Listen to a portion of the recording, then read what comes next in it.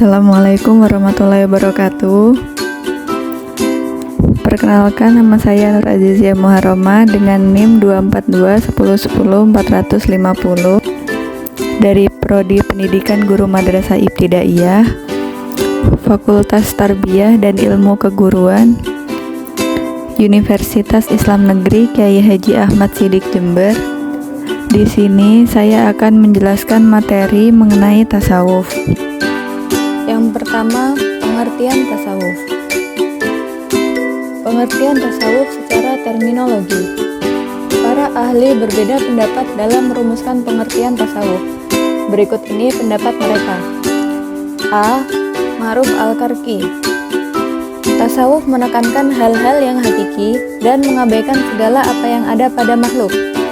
Barang siapa yang belum bersungguh-sungguh dengan kefakiran, berarti belum bersungguh-sungguh dalam bertasawuf. B. Abu Hamzah. Tanda sufi yang benar adalah berpikir setelah ia kaya, merendahkan diri setelah ia bermegah-megah, dan menyembunyikan diri setelah ia terkenal. Setelah itu, tanda sufi yang palsu adalah kaya setelah ia berpikir, bermegah-megah setelah ia merendahkan diri, dan tersohor setelah ia sembunyi. C. Al-Junaidi. Tasawuf ialah membersihkan hati dari yang mengganggu perasaan, berjuang menanggalkan pengaruh insting, memadamkan kelemahan, menjauhi seruan hawa nafsu, mendekati sifat-sifat suci kerohanian, bergantung pada ilmu-ilmu hakikat, memakai barang yang penting dan lebih kekal, menaburkan nasihat kepada semua manusia, memegang teguh janji dengan Allah dalam hal hakikat, serta mengikuti contoh Rasulullah dalam hal syariat. D. Syekh Ahmad bin Muhammad Zain bin Mustafa Al-Fatoni. Para sufi memakai pakaian yang terbuat dari bulu. Mereka tidak menyerupai kebanyakan orang yang selalu bermegah-megah dengan pakaian yang serba indah. Mereka merasa cukup dengan berpakaian seperti itu karena sekadar menutup aurat. Kemudian pengertian tasawuf secara etimologi. Secara etimologi, kata tasawuf berasal dari bahasa Arab, yaitu tasawwafa yatasawwafu tasawufan. Ulama berbeda pendapat dari mana asal usulnya.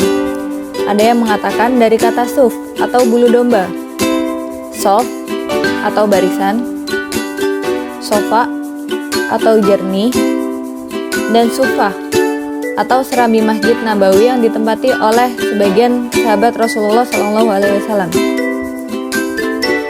Dari segi kebahasaan, tasawuf menggambarkan keadaan yang selalu berorientasi kepada kesucian jiwa, mengutamakan panggilan Allah, berpola hidup sederhana, mengutamakan kebenaran, dan rela berkorban demi tujuan yang lebih mulia. Sikap demikian pada akhirnya membawa seseorang berjiwa tangguh sekaligus memiliki daya tangkal yang kuat dan efektif terhadap berbagai godaan hidup yang menyesatkan.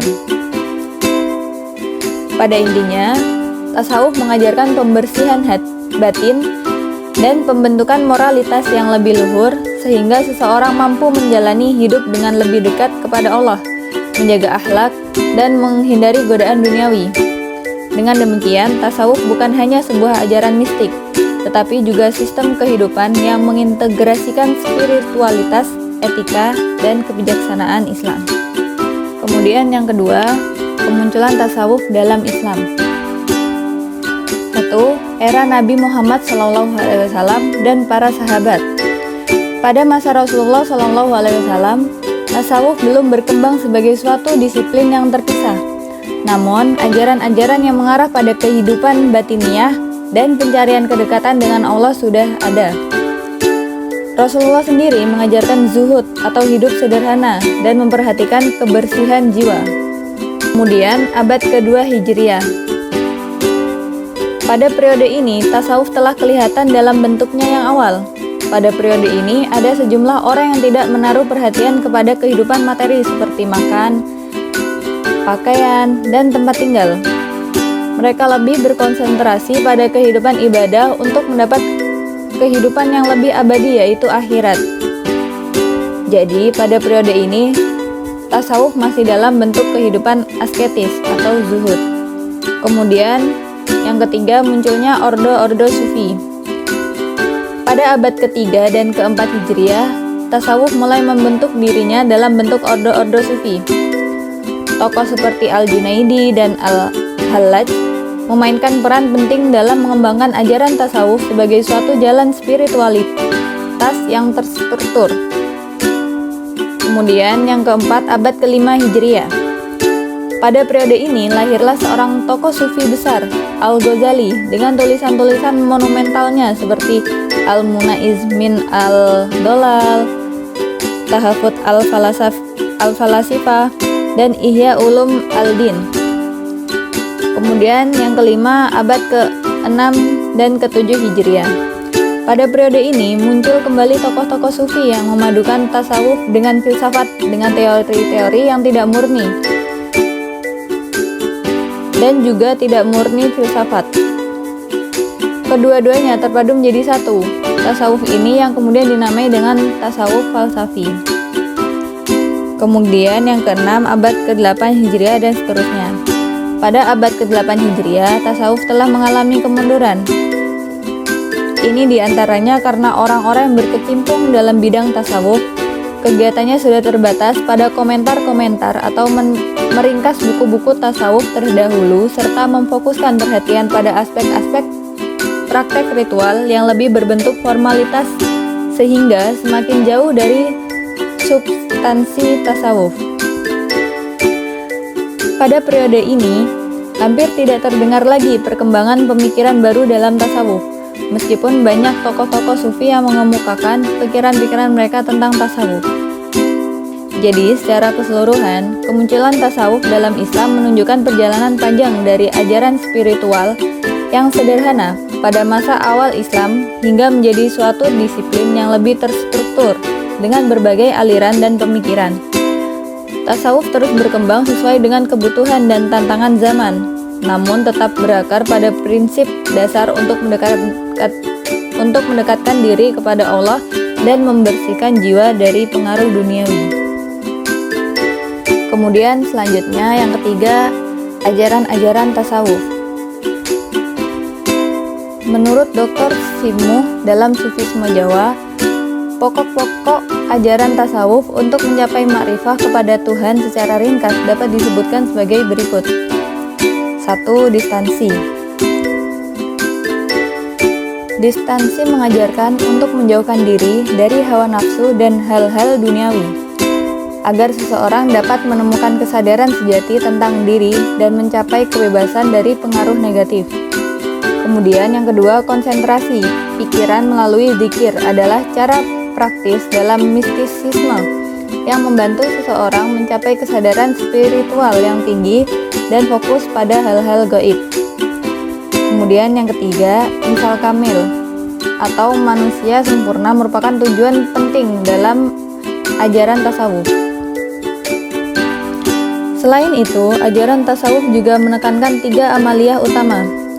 Amaliyah tersebut adalah tazkiyatun nafas atau pembersihan jiwa dari dosa dan sifat tercela, taqarrub ilallah atau mendekatkan diri kepada Allah,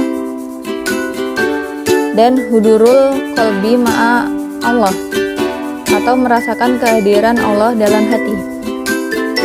Amaliyah-amaliyah ini membantu sufi dalam perjalanan spiritual mereka untuk mencapai ma'rifah dan kesatuan dengan Tuhan. Ajaran tasawuf tidak hanya fokus pada dimensi batiniah dan spiritual, tetapi juga harus dipadukan dengan akidah yang benar dan syariat Islam. Tanpa dasar yang kuat dalam keyakinan dan praktek syariat, ilmu tasawuf dapat tersesat dan kehilangan tujuan. Dengan mengikuti ajaran tasawuf, seorang muslim diharapkan bisa dekat dengan Allah, memperbaiki diri, dan hidup dengan penuh kesadaran akan hakikat Tuhan serta tanggung jawabnya sebagai khalifah di dunia. Kemudian yang keempat, tokoh-tokoh tasawuf. Di antaranya adalah Wali Songo. Mereka adalah sebagai berikut. Maulana Malik Ibrahim, Sunan Ampel, Sunan Bonang, Sunan Derajat, Sunan Giri, Sunan Kalijaga, Sunan Kudus, Sunan Muria, dan Sunan Gunung Jati. Di samping Wali Songo dikenal pula Syekh Siti Jenar. Pemikirannya tetap liberal dan kontroversial. Ia dianggap melawan arus keagamaan yang jun oleh Kerajaan Demak dan Wali Songo. Syekh Siti Jenar mengajarkan paham wahda al-wujud atau panteisme, yaitu kemenyatuan antara hamparan Tuhan atau marunggaling kaurda kan Gusti. Paham ini oleh Wali Songo dianggap sesat dan tidak layak untuk diajarkan kepada masyarakat awam yang baru masuk Islam. Kemudian di abad pertama dan kedua Hijriah terdapat tokoh-tokoh terkemuka pada periode ini adalah dari kalangan sahabat, diantaranya adalah Salman Al-Farisi, Abu Dzar Al-Ghifari, Ammar bin Yasir, Hudzaifah bin Al-Yaman, dan lain-lain.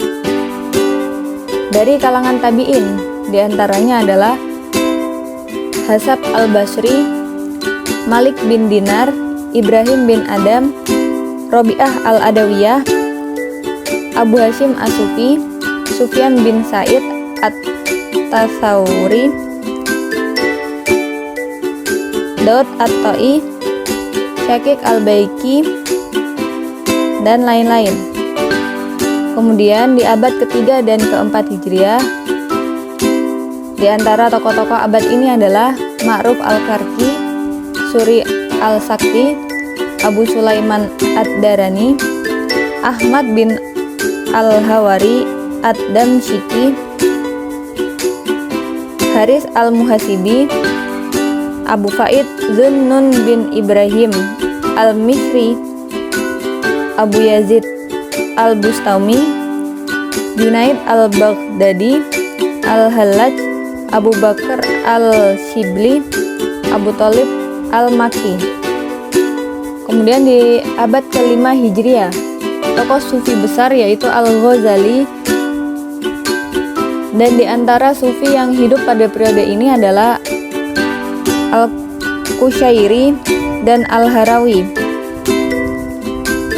Abad ke-6 dan ke-7 Hijriah.